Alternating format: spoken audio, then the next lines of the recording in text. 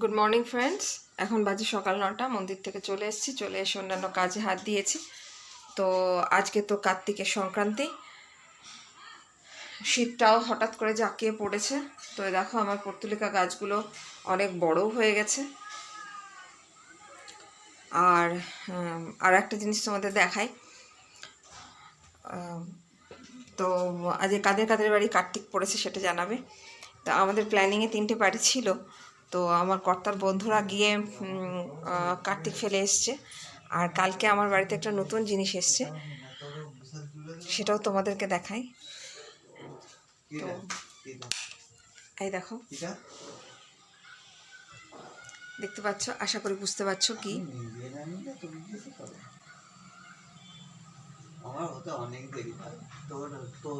এই যে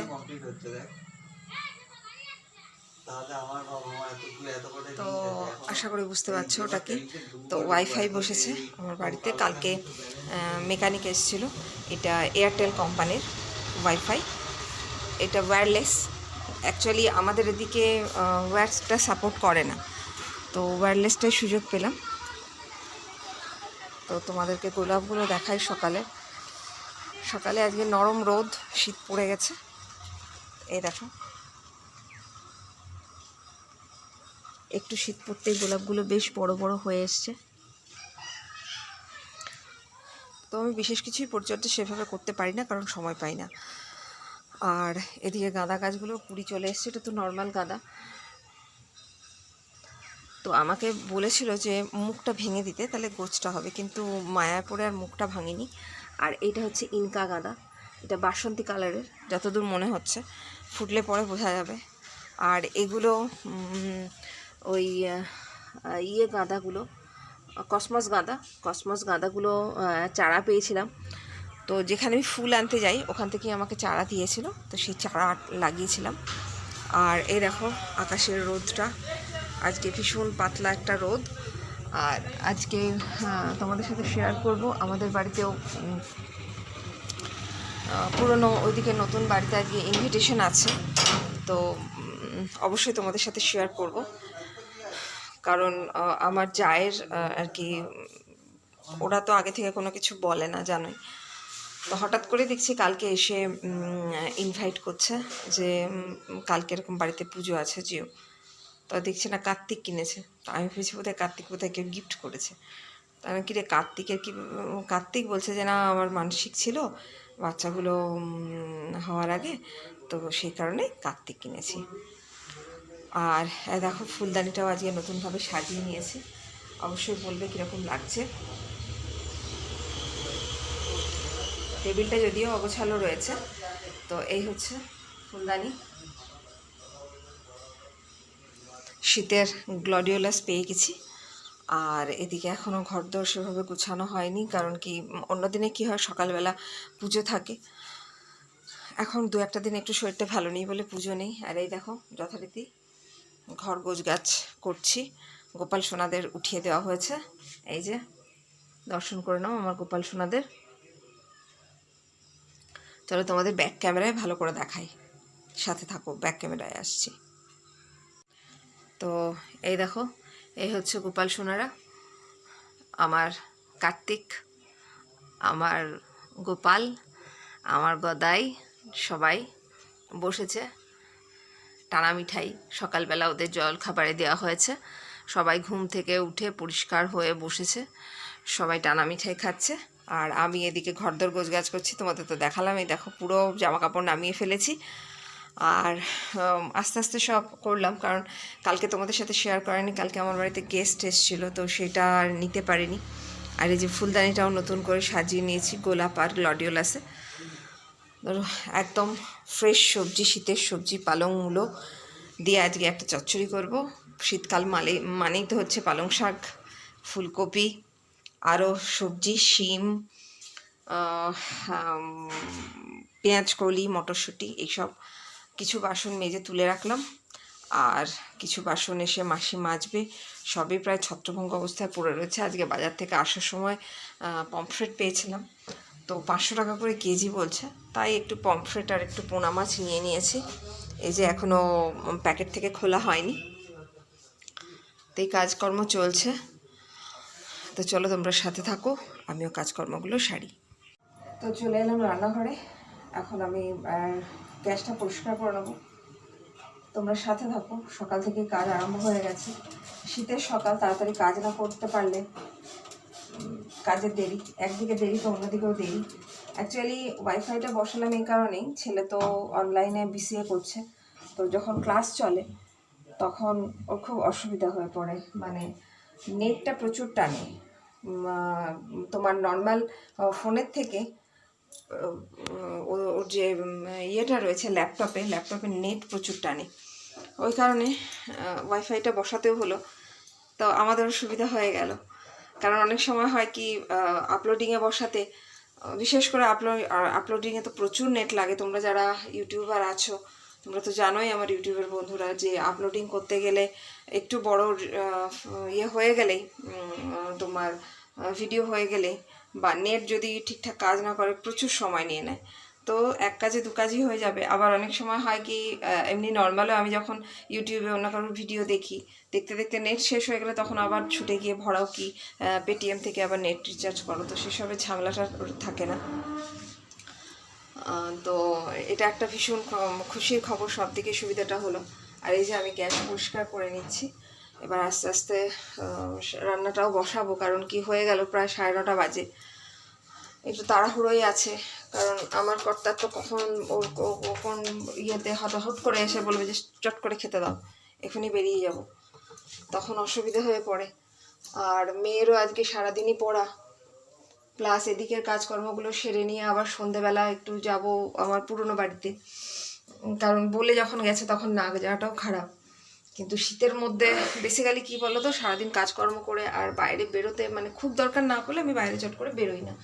আবার এখন আবার শীত পড়ে গেছে। আজকে সকালবেলায় কালকে যখন গেছি তখনই ভেবেছিলাম যে অতটা ঠান্ডা পড়েনি, ওই জন্যে টপের ওপরে একটা হাত কাটা পরে গেছিলাম, কিন্তু দেখছি পুরো ফ্রোজেন হয়ে যাচ্ছে হাত ফাতগুলো। তো ওই জন্য আজকে সকালবেলা একদম পুরো সোয়েটার ফোয়েটার পরেই গেছি। আর নদীর পাড়ে তো ওই কারণে গন্ধেশ্বরী নদীর পাড়ে বলে খুব ঠান্ডা লাগে। তো আবার আসতেও আজকে একটু দেরি হয়েছে, কেন কি আমাদের মানুষের কীরকম আমরা চরিত্র, হ্যাঁ, আমরা যেখানে ফুল আনতে যাই সেখানে থেকে বেরিয়ে তফাৎ দূরত্বে একটা চায়ের দোকান আছে, তারা ফোনটা সেট করি, না হলে তোমাদের সাথে ঠিক কথা বলা যাচ্ছে না কাজ করতে করতে। তো আমরা যেখানে ফুল আনতে যাই, ছিন্নমস্তার মধ্যে থেকে একটু বেরিয়ে একটা চায়ের দোকান আছে। তো ওখানে এবার চায়ের দোকানে সবাই চা খেতে আসে, বিভিন্ন মানুষ। এবার তাদের মধ্যে কেউ কুকুর প্রেমী আছে, আমাদের মতন কেউ নেই, জন্তু জানোয়ার পছন্দ করে না। তো ওখানে দিন কতক ধরে একটি কুকুর আসছিল। এবার ওদের হয় কি, হয়তো মারামারি করতে গিয়ে কী করে হোক ওর ডান কানটা ছিঁড়ে গেছিলো, হ্যাঁ, পুরোই ছিঁড়ে গেছে, মানে নেই একদম, শুধু কানের যে ফুটোটা ওইটি বোঝা যাচ্ছে, আর পুরো মানে কি বলবো তোমাকে, এত সাংঘাতিক রকমের ঘা হয়েছে। তো চিকিৎসা করা তো দুটো বিস্কুট দিয়ে তো দূর, তাকে দূর করে দাঁড়াচ্ছে, ঠিক আছে, প্রত্যেকটা মানুষের অনেকেরই ঘেন্না লাগতে পারে, কিন্তু তাকে ওইভাবে করাটা তো ঠিক না। তো আজকে ভগবান আছেন, সৃষ্টিকর্তা, তা উনিই রক্ষা করেন। তো একজন এসছিলেন আর কি, তো সে এসে ওকে বিস্কুট দিল, ওষুধ দিল, তার সাথে কথাবার্তা বলতে বলতে একটু দেরি হয়ে গেছে। অন্যদিনে কি হয়, মোটামুটি 7:45-র মধ্যে চলে আসে, তো আজকে আসতে এমনিতেই দেরি হয়ে গেছে। তো এসে নিয়ে এদিক ওদিক করতে করতে একটু বাজার দোকানও করলাম, তারপরে রকিকে নিয়ে বায়না করছিল বাইরে যাওয়ার, ওকে বাইরেও নিয়ে গেলাম। তো ল্যাট্রিন পটি কিছুই করেনি, দুষ্টুমি করবার জন্য গেছিলো, ওকে একটু বাইরে ঘুরিয়ে আনলাম, দিয়ে কাজে হাত দিলাম, ওর জন্য সব দিকে দেরি। তো কাজের মাসি এসে আমার ঘরটা পুছে দিয়ে গেছে। তো ছেলেকে বলবো যে তুই আজকে পুজোটা দিয়ে দে, ওই কালকে পুজো দিয়েছে। তো সেদিনকে বাজারে গিয়েছিলাম, তো একটা কুবের মূর্তি নিয়ে এসেছি, ভেবেছিলাম তোমাদেরকে দেখাবো, কিন্তু শরীর তো ভালো নেই, সেই কারণে ঠাকুরের দিকেও যেতে পারছি না। গেলে পরে তোমাদের সাথে অবশ্যই শেয়ার করবো। এমনি আমার ছোটো মতো একটা কুবেরের মূর্তি আছে, কিন্তু এটা দেখলাম বেশ বড়, আর ওটা না মানে পেছনে সাপোর্ট না দিলে ওটা বসানো যায় না, তো এটা দেখলাম নিজেই বসছে, তো সেই কারণেই নেওয়া। প্রায় 400 টাকার কাছাকাছি পড়লো, যেখান থেকে আমি গোপালের বাজার করি ওখান থেকেই কিনেছি। তো এই হচ্ছে ব্যাপার। চলো আমি রান্নাবান্না সেরে নিই, তারপরে তোমাদের সাথে আসছি। আর মাঝে যদি সময় পাই তাহলে তো অবশ্যই আসবো। কারা কারা আমার ভিডিওটা কোথায় কোথায় থেকে দেখছো অবশ্যই জানাবে। তোমরা সবাই দেখো, কিন্তু লাইক, শেয়ার, কমেন্ট, সাবস্ক্রাইব একটু কমই হয়। একটু পাশে থেকো, সাথে থেকো, যাতে আমি এগিয়ে যেতে পারি ইউটিউবে। তোমাদের সাপোর্ট ছাড়া তো আমি এগোতে পারবো না। তোমাদের সাপোর্ট ছাড়া, সমর্থন ছাড়া, ভালোবাসা ছাড়া আমি তো এগোতে পারবো না।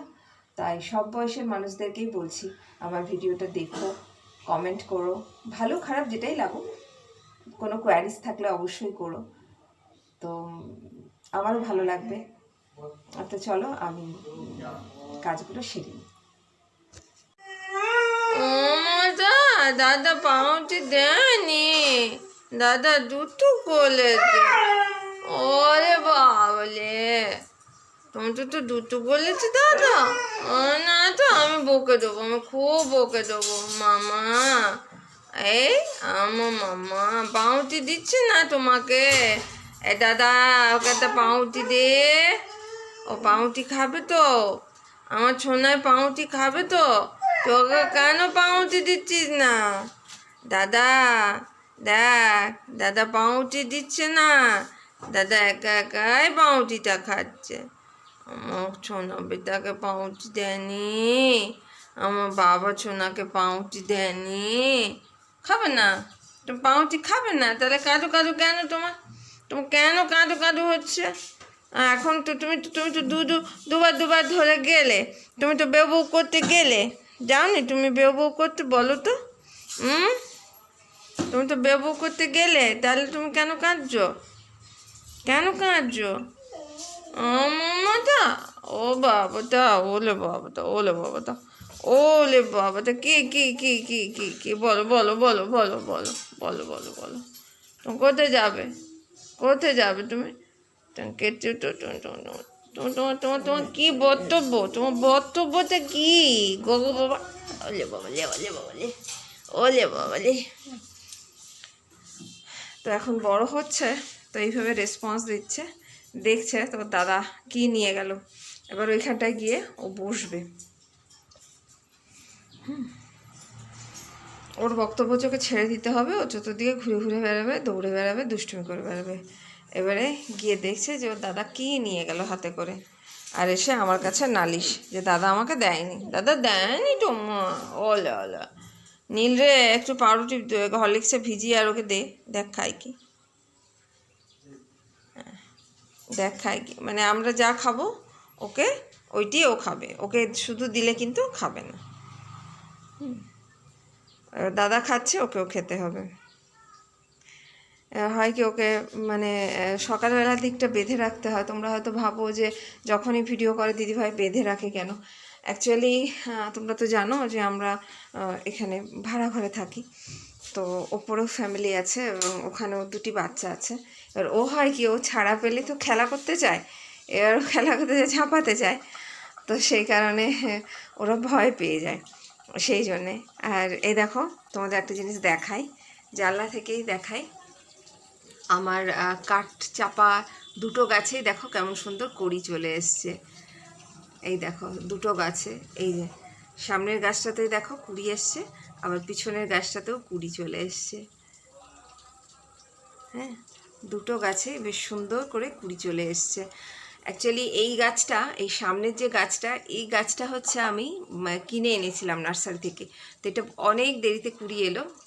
আর ওই গাছটা আমাকে আমার একটা মানে পাড়াতে তো আর কি দেওর দিয়েছিল, তো কুড়ি চলে এলো। তো দেখো কুমড়োটা সেদিনকে কেটে একটু রোদ খাইয়ে রেখেছি। কুমড়োটা কেটে রোদ খাইয়ে রাখলে কি হয়, জলটা শুকিয়ে গেলে কুমড়ো কিন্তু অনেক দিন পর্যন্ত, তুমি ফ্রিজেই রাখো কি বাইরেই রাখো, দেখবে অনেক দিন পর্যন্ত কিন্তু থাকে। তো আমি ভাতটা বসিয়ে দিয়েছি, আর এবারে আমি আনাজটাও কেটে নেব। বিশেষ কিছুই করব না, পালং শাকটা করব, একটু কুমড়ো ভাজা করব, আর ওদিকে হচ্ছে গিয়ে পমফ্রেটটা আছে, ওটা আলু ফুলকপি দিয়ে আমি একটু ঝোল মতো করে দেবো, মানে কালো জিরে, কাঁচা লঙ্কা, আলু ফুলকপি আর সর্ষে বাটা দিয়ে। তো চলো আমি রান্নাবান্না সারি সব, আমি এইখানটাতে বসেই আনাজ কাটি, তো সব নামিয়ে ফেললাম। এবারে পাতিগুলো কেটে নেব। তো চলো আমি কাজকর্মগুলো সেরে নিই। এই যে দুটো কুড়ি, এই কুড়ি দুটো চলে এসছে। তো মমতাদিও চলে এসছে, মমতাদির কাজ আরম্ভ করে দিয়েছে। আমি এদিকে চলে যাব আমার আনাজ কাটতে। রকিবাবু ঘুরপাক খাচ্ছে। তো কী কী আনাজ নিয়ে বসলাম দেখো। এদিকে কুমড়োটা ভাজা করব, আর ওদিকে রয়েছে আলু ফুলকপি দিয়ে। এই যে কালকে ফুলকপিগুলো কিনেছিলাম। এখানে ফুলকপি, তোমাদের ওখানে ফুলকপি কত করে নিচ্ছে? আমাদের এখানে তো 60 টাকা করে ফুলকপি। তো দুটো ফুলকপি নিয়েছিলাম, একটা কালকে খেয়ে ফেলেছি, আর একটা আজকে পমফ্রেট মাছের ঝোলে দেবো আলু ফুলকপি দিয়ে। আর এই হচ্ছে পালং শাক, আর এই হচ্ছে মূলো। পালং শাকে মূলো না দিলে ঠিক স্বাদ হয় না। সব গুছিয়ে নিয়ে দেখো বসে গেছি, যা যা দরকার সব নিয়ে। তো তোমাদের যেটা বলছিলাম আমরা কীরকম মানুষ দেখো, মানে মানুষের মতো বোধহয় নিষ্ঠুর আর নিকৃষ্ট বোধহয় সত্যি দুনিয়ায় দুটো নেই। তো তোমাদের বলছিলাম না, যেখানে চা খেতে চাই সেখানে সে একটা কুকুর এরকম ওর কানটা ছিঁড়ে গেছে মানে নেই, কানের এই লতিটা একেবারেই নেই। তো একটা ছেলে আজকে ওষুধ দিচ্ছিল।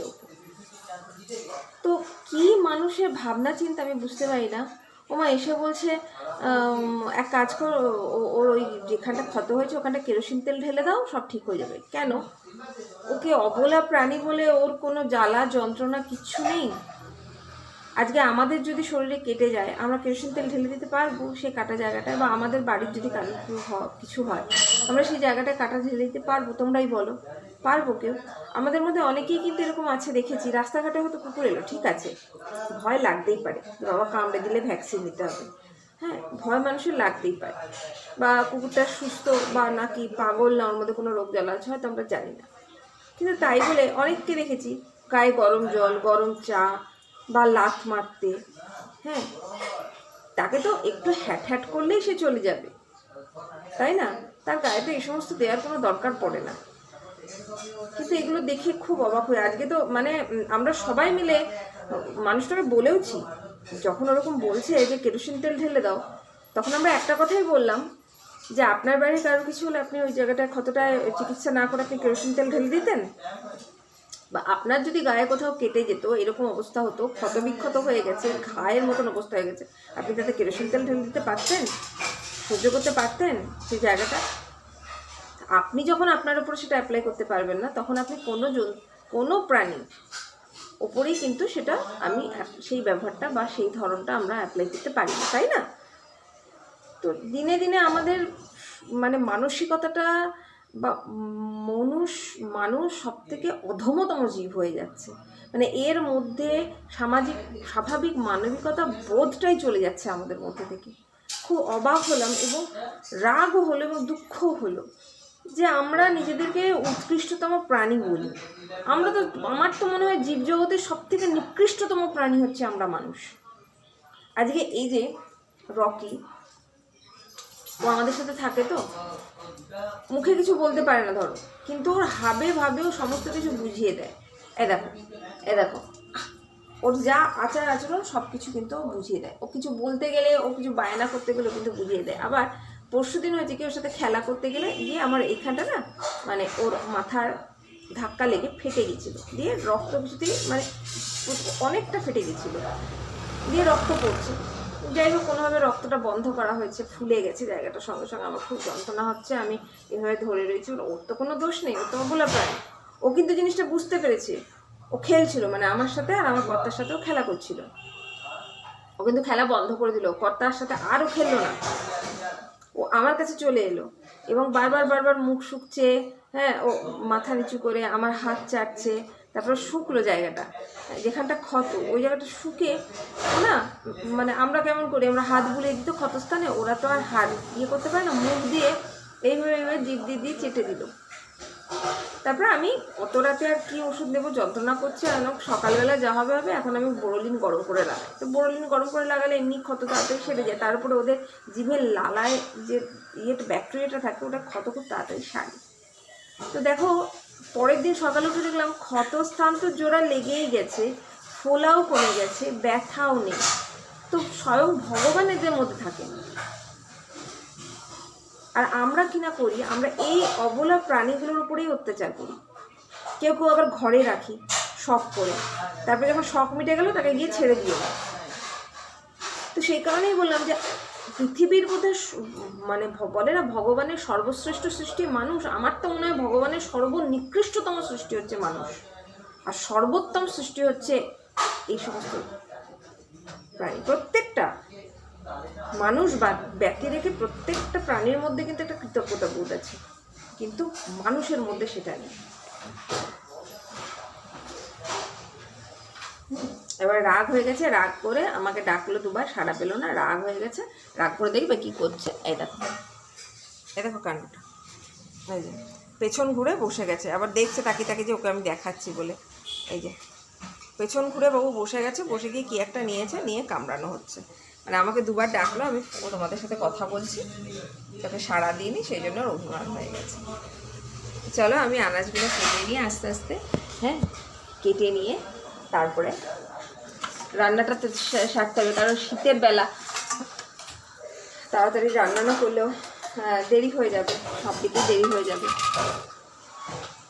তো ওই যে বললাম আজকে মেনু নেই খুব একটা, অনেক দিন কুমড়ো ভাজা খাইনি, তাই আজকে এইটা শুধুমাত্র আমার মানে স্পেশাল মেনু। না হলে অন্য অন্য দিন কী হয়, সবাই যে যেটা খেতে পছন্দ করে সেরকমভাবেই করি। এটা আমার পছন্দের, আমার আবার কুমড়ো ভাজা খেতে খুব ভালো লাগে, এমনিও কি বা বেসন দিয়ে কুমড়োনি করেও কি আমার খুব পছন্দ। তো একটু কুমড়ো ভাজা করে নিই। চলো আমি আনাজপাতি কেটে তারপরে আবার তোমাদের সাথে আসি।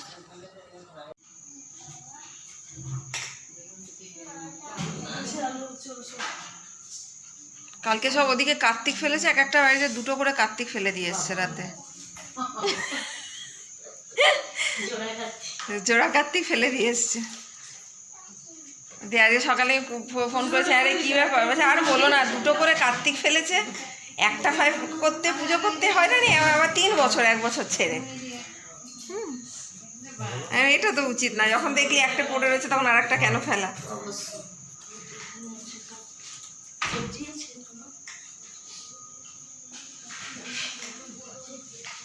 দিশু একবার পেছন ফের, এবার মুখটা দেখা।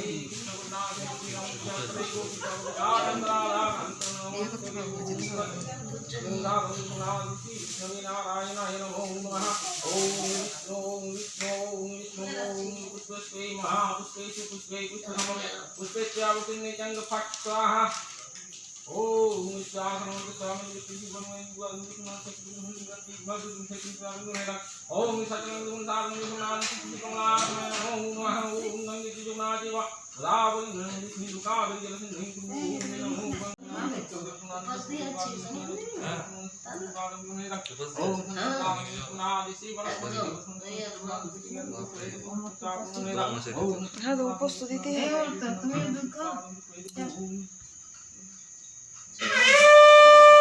ওরা তো মেন যজমান, ওদের তো করতেই হবে। কাকে? কাতুকে? কাতুকে? কাতুর গোঁফটি দেখো। এ রাজীব ভাই কোন সেলুনে ট্রিম করেছে গো কাতুর গোঁফটা? দেখতে পেয়েছো? মুখটা পুরো ট্রিম করা একদম। এই কার্তিকের মুখটা কিন্তু কার মতো লাগছে বলো তো? কার মতো? উত্তম কাকুর বড় ছেলের মতো। ও সুমনের মতো। দেখো পাক্কা সুমনের মতো মুখটা লাগছে। ও আচ্ছা।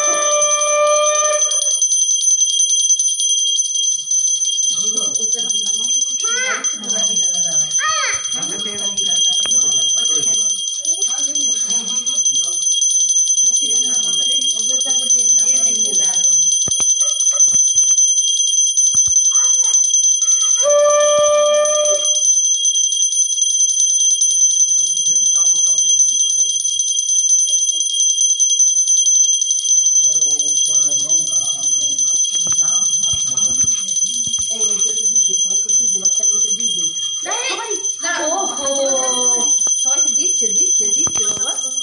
টুপিগুলো টুপিগুলো একে দে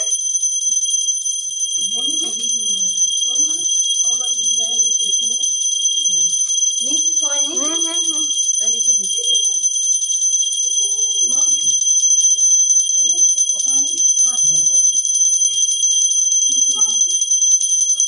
চলো আমরা অন্যটা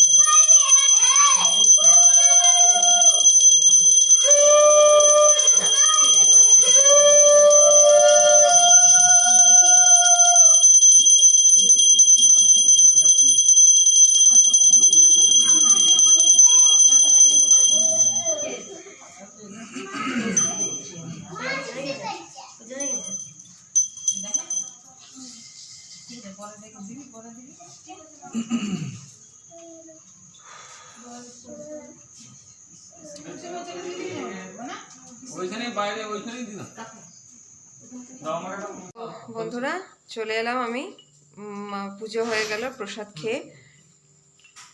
তোমরা তো দেখলেই পুরো পুজোটা, দর্শন করলে বাড়ির কার্তিককে।